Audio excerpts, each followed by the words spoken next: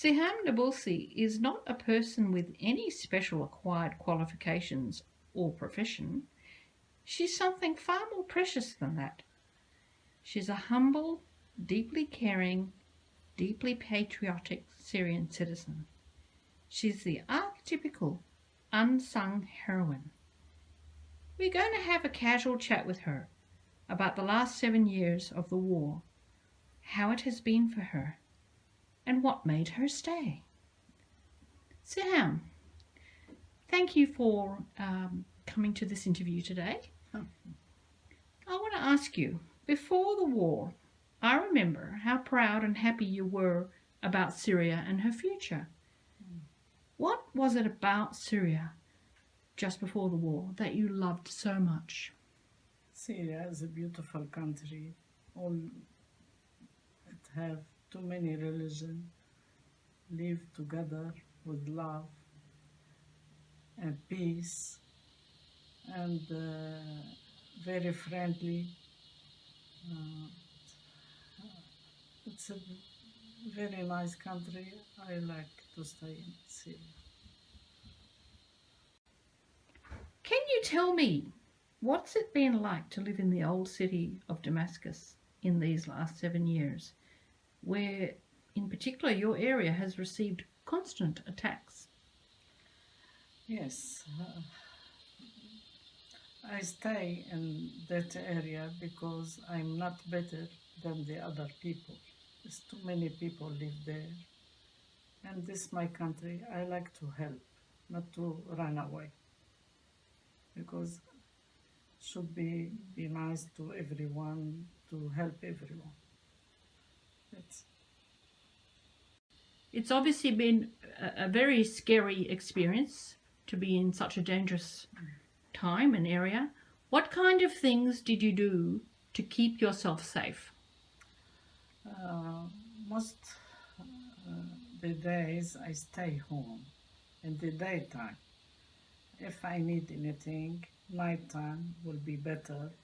I go and have shopping, everything. That because we scared if we go in the time and the daytime. Sorry. Is it safer at night because Yeah, they and can't the see where the night, rockets are yeah, coming? yes, Because they can see where the rockets are coming yes, from. yes. Right, okay. You've told me about your neighbourhood, and I've been there quite a lot myself. And, you know, they are a really caring community.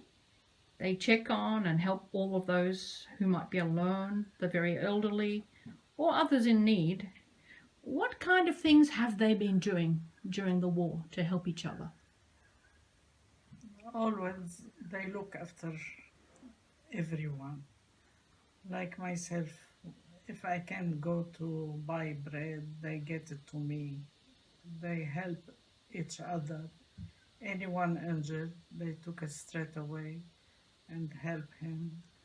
And if somebody need anything, uh, they do donation from all the people in the street and give it to him.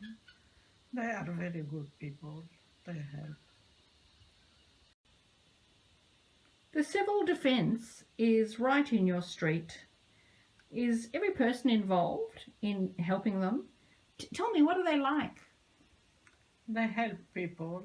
If a fire happens, they fix it straight away. They anybody injured, they took it to like a surgery in the school or a little hospital to make to save their life. You know, sorry. And I think you've also said that they would come to each house and tell you how to be more safe, because you even had like a camera and they told you not to have that there and so on. Yeah, I had camera before on my street. They stopped it, took it off because the people send the weapon to the area. They see it on the map, you know, on the computer, yeah, Right. and they took it off. Okay. So they basically check that everyone's as safe as they possibly can be. Yeah. Just in your own street, I've learnt that over 150 soldiers and Defence Force volunteers have actually died. They have become martyrs for the defence of their country. Um, and I'm just wondering, how do you feel about this? How has this affected you? I feel very sad about them, but I'm proud of them because they battle for the country, and I wish I be with them. I am with them, but In all these years that you've lived through the war and been a very good citizen, helping and just coping, what has been perhaps the most traumatic memory that you've had? it was very bad memory when one day the terrorist catch 12 from my area, 12 soldiers, and they cut their head and sent it to their family. I never forget their family, why it was very very sad when I saw the father said, how I can know my son, how I can see my son like that. I cry. Everyone said, I stay 1 week sick crying about them. Special, I know them, this people. It was very bad. You're an older person, and you've told me that, of one particular instance where you had to run very quickly away from the mortar shells. How did you cope with something like that? It happened to me only once because usually I didn't go out. But it's very scary. I run and I don't know what I want to do. I'm scared. I go home, very, very bad situation. Just a few weeks ago, a mortar shell fell in your sitting room, and it actually didn't explode, thankfully. You weren't there, but tell me, how did you feel about what happened? I feel, I don't like to this shall come to my home, but I am happy doesn't come to next door because they are big family and live in one room. If it come to them, they kill everyone. Even if it didn't explode, it Even, could, yeah, yeah, because it's heavy and they sit together in one room. in one tiny room. Mm. The other day, you told me you want to get a car, and it's going to be easier for you to go out and do your charity work. Mhm. And you gave me a very surprising answer, something I hadn't thought about before. Can you tell me what you said to me the other day? Because too many cars is gone from the church, and I don't want to spend money and worry about the car. It's something else I have to worry about it. I didn't buy till everything finished. I buy a car to help me in my work. So basically what you told me was that just about every car over the last 7 years in the old city Yeah, has been destroyed by the different shells too that, many. Yeah, too many. So, Too many cars. yeah, okay. Now we're going to talk about a very interesting part of your life in Syria. You actually had a lot of different options to leave Syria and to go to a safer place, even including going to a Western country where you have family. Why did you stay? Syria, my country. I love it. Syria, like my mother. If your mother sick, you can leave her. I have to stay to help. I couldn't leave my country. So from the beginning of the war, you immediately began to help other Syrians. What was the first little project you did? First, the first year of the war, too many refugee camp from Jobar and Tadma, this area. They don't have anything. Too many family. Every 5, 6 family stay in one house, and next door to me. And I asked Makhtar to help me to find which the people need help. I get to 20 family. I help him every month some amount for 2 years. That was for 2 years. And after 2 years, they get help from Hazab Allah, from some community, another community. I stop, and some of them they work, they all right. I stop them and start help the children of the martyr Yes. and the soldier and Jewish Yeah. soldier, Yes. and that's what I. That's it. So those first 2 years, I remember, we were also quite involved with that.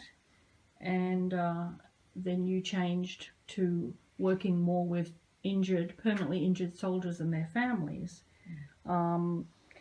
So how often did you go out to the military hospitals and these isolated villages where the poorer soldiers were? To the hospital, I go in a special occasion like Christmas, Easter, Eid.